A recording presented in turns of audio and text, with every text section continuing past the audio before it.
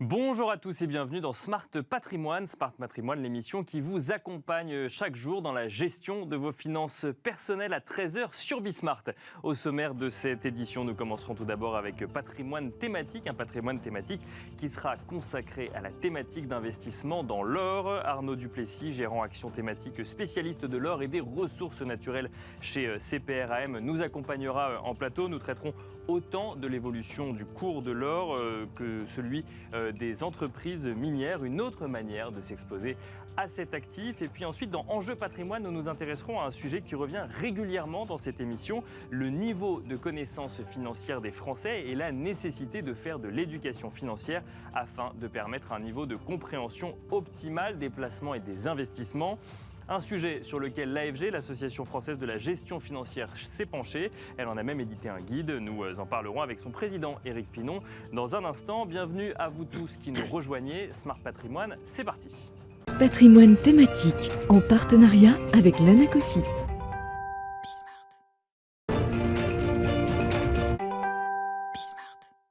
Et on commence donc comme tous les jours avec patrimoine thématique, un patrimoine thématique consacré tous les mardis aux investissements un peu plus éloignés des investissements traditionnels. Et aujourd'hui, nous allons nous poser la question de l'investissement dans l'or, mais on va regarder des façons parfois un peu originales de s'exposer à cet actif, avec notamment les entreprises minières. On en parle avec Arnaud Duplessis, gérant action thématique spécialiste de l'or et des ressources naturelles chez CPRAM. Bonjour Arnaud Duplessis. Bonjour Nicolas. Bienvenue sur ce plateau. Alors effectivement, je le disais en introduction, aujourd'hui là, c'est une journée qui est normalement consacrée aux investissements moins traditionnels. Je ne sais pas si on peut parler d'un investissement moins traditionnel pour l'or. En revanche, c'est un investissement qui n'est pas forcément d'actualité aujourd'hui. On parle beaucoup des actions, on parle beaucoup d'autres types de placements. On a l'impression que l'or est un petit peu oublié dans le mix des investissements actuellement. Oublié, effectivement, c'est le bon terme, puisque l'année 2021 aura été une année un peu pour rien, puisque les cours de l'or libellés en dollars américains sont en retrait d'à peu près 4 à 5% en fait depuis le début de l'année. Les mines qui offrent traditionnellement un effet de levier de l'ordre de 2 à 2,5 fois sont en baisse de 8 à 9%. Et ça à comparer avec des actions globales qui sont en progression toujours en dollars américains en hausse de l'ordre de 25% depuis le début de l'année. Et alors, comment est-ce qu'on peut expliquer ce désintérêt des investisseurs et ce cours de l'or qui, du coup, a du mal à progresser, puisque on a connu la période entre août 2018 et août 2020, où là, il y a eu une forte progression du cours de l'or. Donc là, c'est quoi? C'est une période de consolidation indépendante de l'actualité, ou au contraire, c'est parce qu'il y a des opportunités sur les marchés actions et que, du coup, de fait, il y a un effet de vase communicant, les investisseurs vont moins sur l'or?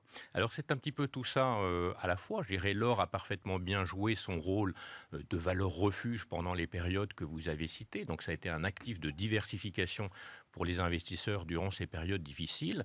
Et dans cette période qui a dépassé, je dirais, les attentes des plus optimistes, on peut le dire, depuis le début de l'année, et bien fort logiquement, en fait, les investisseurs ont délaissé en fait ces actifs pour s'orienter vers des actifs plus risqués. D'accord. Maintenant, eu égard au niveau atteint par les marchés d'actions, qui sont pour la plupart proches de leur plus haut historique, le moment est peut-être venu de se réintéresser à cette thématique à l'horizon, je dirais, de l'année 2022, en fait, qui s'annonce peut-être plus mouvementée que ce qu'on a pu connaître jusqu'à maintenant. C'est ça, c'est votre conviction. Quand on voit tous les records battus, que ce soit sur les indices américains ou même plus récemment sur l'indice français, vous dites attention, du coup, peut-être qu'on a déjà consommé une bonne partie du potentiel de hausse et que du coup, l'or pourrait redevenir un placement intéressant. Oui, parce que c'est un petit peu notre interrogation par rapport au niveau de valorisation élevé atteint par les marchés d'actions en général. Et il faut avoir en tête en fait que l'or est un véritable actif de diversification. C'est un des actifs parmi les moins corrélés aux actions globales, avec un coefficient de corrélation qui est proche de 0. Vous savez, on dit souvent en bourse qu'il ne faut pas mettre tous ses œufs en fait dans le même panier. Donc détenir en fait dans son portefeuille, je dirais, un pourcentage d'or, qui reste à déterminer en fonction de son aversion au risque, permet en fait de monitorer la volatilité de son allocation globale. Mais alors justement, cet investissement dans l'or, c'est quoi? C'est une valeur refuge, c'est-à-dire qu'on y va quand on a peur d'aller sur autre chose, ou c'est un actif de diversification comme vous venez de le dire? Je dirais que c'est un petit peu les deux, mais c'est un actif en fait qui se comporte d'autant mieux en fait dans un environnement de taux d'intérêt très bas. Et je pense que là est la clé effectivement. Voire même négatif. Voilà, et en particulier les taux réels en fait, donc le différentiel entre les taux nominaux et les perspectives d'inflation ou l'inflation en fait proprement dit. Et comme vous le savez en fait depuis maintenant un temps relativement long, nous sommes dans un territoire très négatif à ce niveau-là. Et je dirais la clé pour la période à venir, on parle de plus en plus d'inflation, c'est un terme en fait qui avait disparu un peu de notre vocabulaire dans les pays occidentaux depuis plusieurs dizaines d'années. Donc c'est le sujet du moment. Et de l'autre côté, je dirais, il n'y a jamais eu un taux d'endettement aussi élevé en fait dans l'économie. Donc le bilan des banques centrales n'a jamais été aussi chargé. Donc elles sont vraiment dans l'embarras en fait dans cet environnement-là. C'est-à-dire que plus d'inflation nécessiterait probablement des taux d'intérêt plus élevés, donc de revoir un petit peu la politique monétaire très accommodante. Mais en même temps, vu le niveau d'endettement et l'incertitude économique, c'est un exercice qui se révèle très difficile pour les banques centrales et qui pourrait constituer en fait l'environnement un petit peu rêvé pour le marché de l'or, qui, comme vous le savez, l'or est un actif qui ne génère pas de rendement. Bien sûr. Donc, on a des taux d'intérêt bas et mieux négatifs. Le coût d'opportunité dans la détention d'or est nul, en fait. Donc, ça rend ce marché beaucoup plus attractif. Donc là, on a bien compris l'environnement de marché. Est-ce qu'il y a des drivers spécifiques au marché de l'or en lui-même, pour le coup, qu'il faut regarder quand on veut s'y intéresser? Alors, je pense qu'il faut, de nouveau, en fait, il faut vraiment monitorer cette évolution de taux d'intérêt. D'accord. Bien suivre, finalement, quelle pourrait être l'inversion, en fait, de la politique monétaire des banques centrales. On a appris hier, donc, le renouvellement du mandat de M. Powell. Donc, en quelque sorte, ça peut redonner peut-être un petit peu plus de visibilité au marché, puisque on le connaît, en fait, il est là quand même depuis quelques années. Ça a un petit peu ému néanmoins le marché hier, puisque Madame Brainard, en fait, apparaît peut-être comme une personne plus accommodante encore que M. Powell. Bien sûr. Donc la nomination de M. Powell, pour logiquement, a provoqué une petite tension en fait sur les niveaux de taux d'intérêt, sur le dollar américain, et donc un petit peu pesé en fait sur le cours de l'or qui est revenu vers 1805 $ environ. Mais à partir de là, je pense que le marché pourrait revenir en fait sur une trajectoire un petit peu plus solide. Alors, on le disait en introduction, on va parler d'entreprises associées au cours de l'or, notamment d'entreprises minières. Juste avant, une petite question peut-être un petit peu provocatrice, mais on a vu plusieurs articles comparer parfois le Bitcoin à l'or, en se demandant si le Bitcoin était en train de remplacer l'or comme valeur refuge. Comment est-ce que vous voyez ça, vous qui êtes spécialiste du sujet de l'or et des matières premières? Alors, j'éviterai d'être trop affirmatif en fait sur le Bitcoin, parce que vous savez, c'est un actif qu'on ne connaît pas encore beaucoup. Vous savez, on parle du Bitcoin vraiment depuis à peu près une dizaine d'années, en fait, grosso modo. L'or est considéré comme un actif refuge depuis plusieurs milliers d'années, donc c'est déjà... Donc il a l'avantage historique, c'est ça? Voilà, il y a peut-être déjà l'avantage historique. Je pense que ce ne sont pas les mêmes investisseurs, finalement, quelque part, qui investissent sur l'or d'un côté ou sur les bitcoins, en fait, enfin, sur les crypto-monnaies, en fait, de l'autre côté. Je pense, en fait, qu'on ne parle pas de la même classe d'actifs. D'accord. Donc peut-être un rôle de valeur refuge aussi, mais pas forcément pour les mêmes investisseurs, et finalement on ne parle pas de la même chose. C'est ce que en fait, je ne dirais pas valeur refuge. Je pense que les crypto-monnaies, au même titre que l'or, sont des actifs qui sont très décorrélés en fait, par rapport au marché. Donc je pense qu'on peut effectivement accorder aux crypto-monnaies finalement ce statut de diversification, comme on peut le voir sur l'or, mais avec quand même des vertus ou des caractéristiques qui me semblent très peu comparables, ne serait-ce qu'au niveau de la volatilité, si vous voulez, parce que l'or a une volatilité qui est même inférieure en fait à celle des indices boursiers. Les mines d'or sont quand même un petit peu plus volatiles, mais la volatilité des crypto-monnaies est absolument stratosphérique, si vous voulez. Donc un actif défensif, enfin classifier un actif défensif avec une volatilité de plusieurs centaines de pourcents, me paraît un petit peu discutable. Et alors justement, ces mines d'or qui sont un petit peu plus volatiles, donc c'est une manière un peu différente d'investir dans l'or, puisqu'on ne va pas acheter de l'or papier, entre guillemets, et suivre le cours. On va s'exposer finalement à une activité d'extraction d'or. Alors comment ça fonctionne? Ça veut dire qu'on prend des actions d'une entreprise minière? Voilà, donc nous gérons des fonds qui sont investis en fait dans des sociétés minières, donc qui extraient l'or, donc qui bâtissent des mines, qui les exploitent et qui revendent, je dirais, l'or sur le marché. C'est une façon, je dirais, plus dynamique en fait de s'intéresser au marché de l'or. Ce sont des sociétés industrielles, donc qui ont des coûts d'extraction. Les coûts d'extraction globaux de l'industrie minière aujourd'hui, en fonction des facteurs qu'on prend en considération, sont entre 1000 et 1200 $ par once d'or, donc environ 31 grammes, sachant que les cours de l'or aujourd'hui sont à 1800. Donc vous voyez, ce sont des marges qui sont tout à fait conséquentes. Et ça nous paraît très intéressant puisque, en dépit de fondamentaux qui n'ont jamais été aussi favorables pour l'industrie minière, les sociétés minières ont des niveaux de valorisation qui sont proches de leur plus bas historique aujourd'hui. Et comment on explique ça? C'est parce qu'à cause du désintérêt actuel pour l'investissement dans l'or, ou la raison est différente? Alors déjà, c'est une petite classe d'actifs. Vous savez, c'est une petite classe d'actifs. La capitalisation totale en fait, des compagnies minières aurifères, on va dire, c'est l'ordre de 300 milliards de dollars. Donc vous voyez, on est très loin des 2 trillions de dollars d'une société comme Apple. Donc ça, je pense que c'est un premier point. Ensuite, je dirais, depuis l'apparition des ETF adossés à l'or physique, je dirais au début des années 2000, il y a eu effectivement une certaine concurrence de ces produits par rapport à l'or. Maintenant, il me semble que c'est un point d'opportunité, enfin une zone d'opportunité à observer pour donner juste un petit point de repère par rapport au point haut que les cours de l'or avaient atteint en septembre 2011. On est aujourd'hui à peu près 5% en dessous de ces points et le cours des mines d'or est grosso modo 50% en dessous. Et alors que leur situation... En dessous de leur propre valorisation, non, c'est ça? 50% en dessous du niveau qu'elles avaient en septembre 2011. D'accord.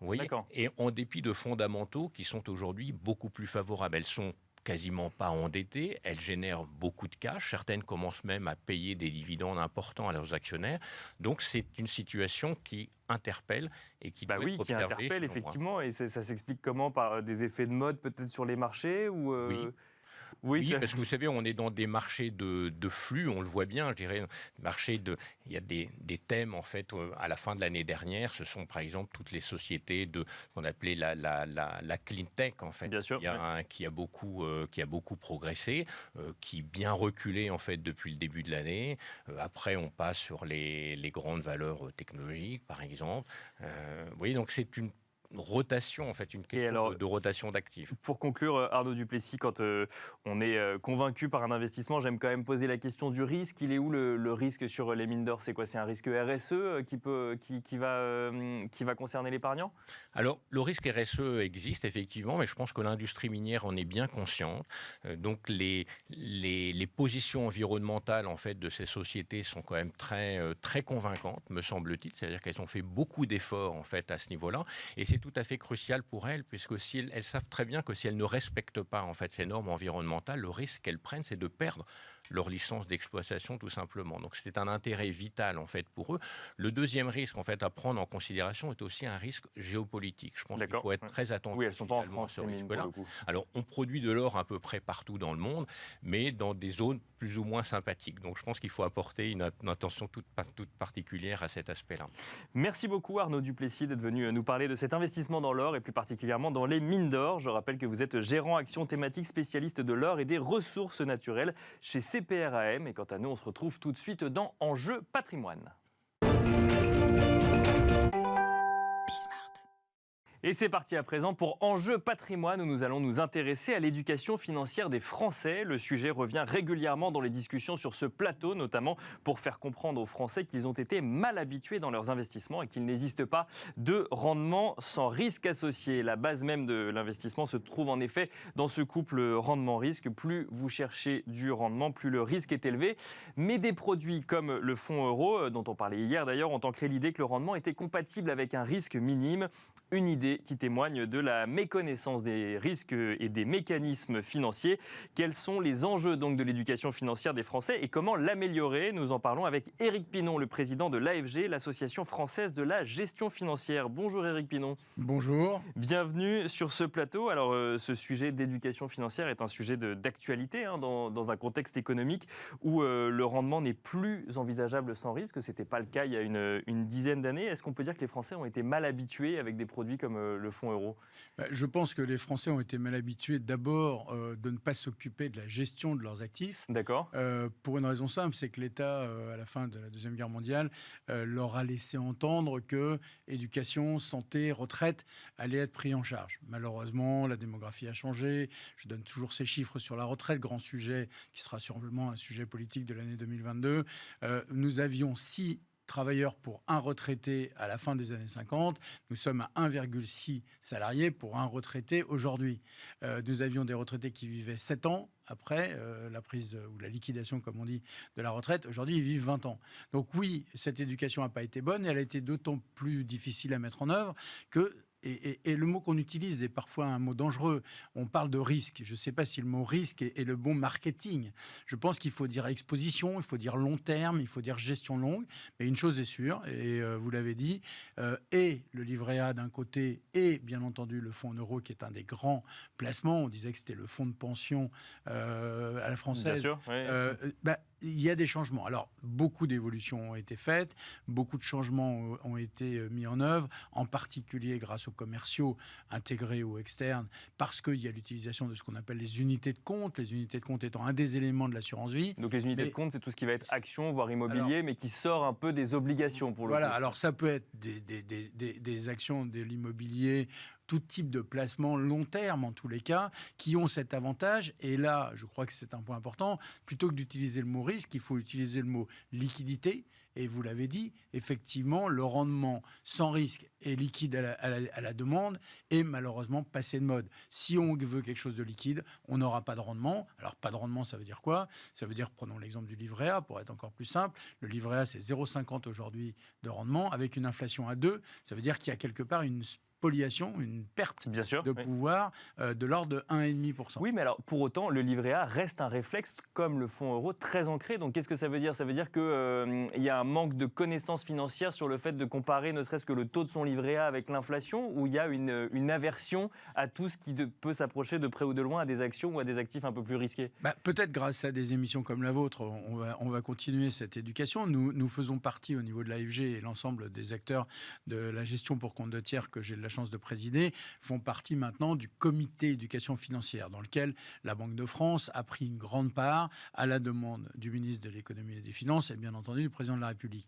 Une chose est sûre, c'est qu'il y a une très mauvaise culture française historique. D'accord. Alors, à chaque fois je dis, est-ce qu'il faut commencer en CM2, en 3e, en terminale? Ah oui, donc ce serait à l'école. Ce serait à l'école qu'on parlerait de finances pour le coup. Comme je le dis en boutade souvent, dès que vous donnez ou que les uns ou les autres donnent de l'argent de poche à leurs enfants, il ferait bien de leur expliquer à quoi sert cet argent de poche. Si c'est juste pour dépenser sans regarder, mais une chose est sûre, c'est que si on veut avoir, et nous l'avons beaucoup fait par exemple dans ce qu'on appelle la loi Pacte, avec ce qu'on a mis en place, le fameux plan d'épargne retraite, nous voulons, et quand je dis nous les acteurs de la gestion, nous les conseillers patrimoniaux avec lesquels je travaille régulièrement, nous avons effectivement une mission pour que l'ensemble de la clientèle financière française prenne en considération une vie plus longue, malheureusement parfois une vie avec de la dépendance, et des choses qui ne seront pas, en tout état de cause, durablement prises en charge par l'État. Donc, travaillons sur cette éducation, et là, on revient au rendement. Si je vous suis bien, Éric Pinon, sur ce sujet des retraites, par exemple, il y a cette idée qu'en France, normalement, c'est l'État effectivement qui finance. C'est pas le cas dans tous les pays, notamment aux États-Unis, où là, pour le coup, on est obligé de capitaliser pour sa retraite et de l'investir sur les marchés financiers, ce qui fait que là, on a été mal habitué parce qu'on n'a pas cette idée d'investir aujourd'hui pour dans 20 ans. Et en plus de ça, on avait des produits qui offraient donc de la liquidité, mais en même temps un capital garanti et un rendement dans un contexte de marché qui le permettait à l'époque, mais qui ne le permet plus aujourd'hui. Et ce que vous nous dites, c'est qu'il faudrait commencer dès l'école, parce que ça, c'est un point que je trouve intéressant, c'est que effectivement, on peut apprendre la finance aujourd'hui en école de commerce, mais on apprend pour y travailler. En fait, on l'apprend pas dans sa vie de tous les jours, effectivement, pour savoir comment comprendre un placement financier. Et donc, quand on nous parle de risque, ça fait peur. Quand on nous parle d'action, ça fait peur, parce qu'on a peur de perdre de l'argent, c'est ça? Alors oui, mais ce qui est drôle, c'est que la génération, qui est plutôt la vôtre que la mienne, par exemple, accepte de jouer sur les crypto-actifs. Oui, bien sûr. Parce que là, on nous parle d'enrichissement rapide. Oui, mais d'un autre côté, vous avez des volatilités, des écarts de cours qui sont gigantesques. Donc oui, il faut commencer tôt. Pourquoi il faut commencer tôt? Pour rassurer, et ce que vous dites sur les États-Unis, mais c'est valable également dans le nord de l'Europe, c'est qu'on est dans une situation où ces gens-là ont compris que comme ils n'avaient pas l'État l'État derrière eux, comme ils n'avaient pas les avantages sociaux de redistribution, entre autres de mutualisation pour ce qui concerne la retraite, dont on parlait juste avant, eh bien, ils ont pris en main leur épargne. Donc, il faut... Et alors là, c'est un autre chiffre intéressant, enfin une autre période intéressante. Aujourd'hui, en France, on ne démarre l'épargne retraite, ou on semble ne démarrer l'épargne retraite, que dans la zone des 50 ans, c'est-à-dire, allez, on va dire 15 ans avant le départ à la retraite. Bien sûr, quand on commence à voilà. se projeter dans sa retraite. Il est vrai que quand on démarre dans la vie à 20, 25 ans, suivant les études, on est dans une situation où on se dit, j'ai pas d'argent pour épargner. Mais en fait, il faut vraiment prendre conscience que pour la génération qui arrive, lorsqu'ils partiront en retraite, ils auront 50% de leur rémunération historique. Donc, il faut absolument que ça avance. Et moi, ce que je dis, et c'est le travail qui est celui des sociétés de gestion que j'ai le plaisir de présider, c'est ne soyons plus des vendeurs de produits, style les UC qu'on évoquait juste avant, mais des vendeurs de solutions d'épargne. C'est-à-dire, posons-nous une question avec les distributeurs, le monde des distributeurs intégrés que sont les réseaux bancaires ou assurantiels, et puis les CGP-CIF, comme on dit, c'est-à-dire tous ces conseillers externes. Moi, je pense qu'il y a un progrès à faire et je pense surtout que c'est le moment de le faire. Les rendements d'État sont très bas, les rendements sans risque, comme on dit, alors autant j'aime pas le mot risque, autant le sans risque, je veux bien l'utiliser, sont effectivement de plus en plus faibles. Donc, utilisons ça pour faire avancer la psychologie des gens. Alors, l'Association française de la gestion financière a édité un guide à destination des professionnels de la finance, parce que du coup, c'est un des credos que vous défendez, c'est que du coup, l'éducation financière doit passer aussi par les professionnels de la finance, ceux qui proposent les produits, c'est ça ? Absolument. Alors là, c'est un guide qu'on a fait, qui a été stampé par la Banque de France avec le stamp EducFi, comme on dit, qui n'est pas un guide promotionnel des produits, pas plus d'un produit que d'un produit Y. Et ce document des 12 principes d'épargne et d'investir, c'est la prise de conscience avec un petit pie chart ou un petit camembert, comme on dit, de posons-nous les bonnes questions, vérifions où on veut aller sur la destination. Et troisièmement, à ce moment-là, on va adapter la gestion. Et comme vous le dites, je crois que c'est essentiel que nos amis distributeurs, que nos amis conseillers, qui ont la chance d'avoir la confiance de leurs clients, je pense que ça, c'est essentiel de le redire. Les clients font confiance à ceux avec qui ils parlent. Mais si ceux avec qui ils parlent ne sont pas, et je le dis avec beaucoup d'affection pour les distributeurs ou les vendeurs, pas aussi bien éduqués qu'on le souhaiterait ou qu'on l'aimerait, eh bien le conseil va être de qualité relativement moyenne. Donc il faut éduquer effectivement l'épargnant, mais il faut éduquer le professionnel de la finance, ou le former en tout cas. Au même titre que quand vous allez acheter une voiture ou quand vous allez chez le boucher, si vous n'aimez pas la viande rouge, il va vous proposer une viande blanche, et à l'inverse, si vous voyez une voiture pour la ville, il ne va pas vous proposer une voiture pour faire la route. Tous ces sujets primaires que j'évoque sont de même nature dans la gestion. Posons-nous les bonnes questions, et grâce à ce guide, on espère en tous les cas, et on y a travaillé avec les distributeurs, on va faire ce qu'on appelle dans le jargon moderne du B2B avant de faire du B2C, c'est-à-dire que la clientèle finale soit bien éduqués grâce à des gens qui eux-mêmes sont des bons passeurs de messages. Et alors justement, vous évoquiez les crypto-monnaies et notamment cette appétence de certains investisseurs plus jeunes pour des produits très risqués, parfois par méconnaissance, parfois par acceptation d'un marketing qui promet de devenir riche ou qui promet une spéculation excessive. Tout ça, ça se fait sur des plateformes en ligne, pour le coup, pas forcément avec un conseiller physique qui aurait pu être formé. Est-ce que ça, du coup, c'est un risque pour l'éducation financière des Français, ou au contraire, ces plateformes en ligne, cette gamification, ça permet quand même d'amener des nouveaux investisseurs vers les placements? Je pense que ça les amène vers des bons placements et des nouveaux placements. Malheureusement, ils sont parfois livrés à eux-mêmes.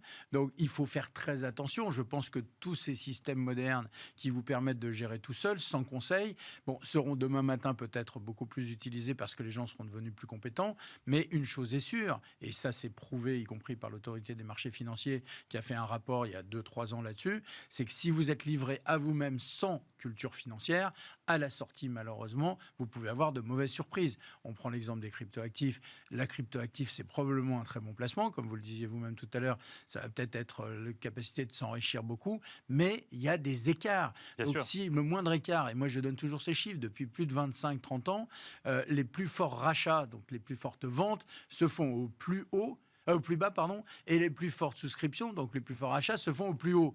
Pourquoi ? À l'inverse de ce qu'il faudrait faire normalement. À l'inverse de ce qu'il faudrait faire, voire de ce qu'il faudrait conseiller. Donc aujourd'hui, je ne sais pas si le marché est haut ou bas. Ce que je dis juste, c'est que si on a une vision plus long terme, et je crois que cette culture du long terme, j'insiste là-dessus, doit être une part importante de l'éducation financière. Oui, l'argent que vous avez, pour un bout en tout état de cause, de ce que vous épargnez, doit être avec une vision, allez, on va dire à 10-15 ans, qui permet deux choses. 1, d'effacer ces variations trop courtes, et 2, d'avoir une stratégie longue qui permettra à la sortie d'avoir un meilleur rendement. Un mot, Éric Pinon, de la situation actuelle. On n'a jamais eu autant d'épargne accumulée sur des comptes à vue, sur des livrets A, sur des assurances vie ou même sur des comptes courants, tout simplement. Et de l'autre côté, on a des entreprises qui ont des besoins en financement, qui ont des besoins d'investissement, qui doivent financer leur relance ou une reprise d'activité. Cet enjeu d'éducation financière, il est peut-être là aussi de faire comprendre aux épargnants que quand on investit dans son assurance vie en fait, ou dans un PER, son argent va financer des sociétés via différentes façons. Il y a du capital investissement, c'est un mot qui fait peur. Il y a des actions cotées, c'est un autre mot qui fait peur. Mais concrètement, ça va financer des entreprises. Alors ça, c'est une très très bonne remarque parce que je pense qu'il est utile que les gens comprennent que l'argent qu'ils ont, et qu'on parle aujourd'hui de 160 milliards de surépargne depuis le début de... Alors, on n'est toujours pas sorti visiblement de la crise Covid, mais enfin, depuis le début de la crise Covid, on est dans une situation où je serais très malheureux, et je dis ça à titre personnel, mais probablement à titre collectif, que la reprise qui aura lieu, le redémarrage qui a lieu déjà, on annonce des 6% de croissance, ne soit pas au profit de tous les épargnants. Donc il faut absolument que, et ça c'est une mission qui est la nôtre, dans ce qu'on appelle le label relance, dans ce qu'on appelle le financement de l'économie et de l'entreprise, il faut que tout le monde participe et que nous, professionnels de la gestion, nous amenions les gens vers ces placements longs pour permettre, et vous l'avez dit au début, financer les entreprises qui ont besoin d'argent, qui ont besoin d'investissements longs, parce que, alors que ce soit sur les infrastructures, comme on dit, que ce soit sur les développements techniques, il faut absolument que les gens se disent que les professionnels, qui sont ceux que j'ai le plaisir encore une fois de présider, vont aller vers du financement des entreprises françaises, européennes ou mondiales, qui vont effectivement être l'avenir de demain et qui permettront à la sortie de donner aux épargnants un bon rendement. Donc toujours avec cette notion de confiance qui est essentielle quand on veut faire de l'investissement. Dernière question, je le disais tout à l'heure, il y a des mots qui sont un peu des investissements en tout cas qui sont à la mode en ce moment parce que contexte de marché fait que on n'a plus de fonds en euros, mais les professionnels de d'investissement imaginent des produits structurés. Il y a le capital investissement qui revient beaucoup, en tout cas qui est donné comme possibilité aux épargnants, notamment via la loi Pacte. Il y a les actions cotées, mais tout ça, c'est des mots qui font peur. Comment est-ce qu'on peut se former aujourd'hui, pas forcément en CM2, mais actuellement, pour avoir moins peur, ou en tout cas pour comprendre ce qu'il y a derrière ces différents investissements? Il faut se dire que les chefs d'entreprise qui dirigent XY entreprises ont un objectif, c'est pour eux et pour leurs actionnaires. Moi, je disais l'autre jour dans une réunion, on dit que M. Bernard Arnault est de plus en plus riche tous les ans, y compris dans les périodes de crise. Mais pourquoi ? Parce que la valeur LVMH, qui est sa propriété, alors certes, il en a plus que la moyenne des épargnants classiques, mais tout épargnant actionnaire d'LVMH profiterait à due concurrence de sa part investie de la croissance de la valeur. Donc, il faut rassurer les gens sur le fait que, contrairement à ce qui est dit, contrairement à ce qu'on a connu peut-être en France, l'épargne salariale, par exemple, l'épargne salariale qui investit, comme ça a été le cas aux États-Unis depuis de longue date, investit dans les entreprises, est un moyen de s'enrichir parce que l'entreprise dans laquelle nous travaillons, dans laquelle nous investissons, est là pour faire une croissance. Alors après, on peut discuter du partage des richesses entre le salarié, l'actionnaire ou l'investissement. Mais une bonne entreprise investit toujours pour le demain ou pour l'avenir. Et ça, je crois qu'il faut absolument dire aux épargnants, mesdames, messieurs, vous avez la chance de pouvoir acheter une entreprise. Cette entreprise va faire de la croissance et il faut que vous y participiez. Je serais malheureux que sur l'épargne, par exemple, investissement dont vous parlez, ça soit réservé à quelques privilégiés qui ont la chance de ne pas avoir besoin d'argent immédiatement et qui, à la sortie, ne feraient pas participer ou profiter l'ensemble des épargnants français. Merci beaucoup, Éric Pinon. Je rappelle que vous êtes président de l'AFG, l'Association française de la gestion financière. Merci à vous également de nous avoir suivis et je vous donne rendez-vous demain pour un nouveau numéro de Smart Patrimoine.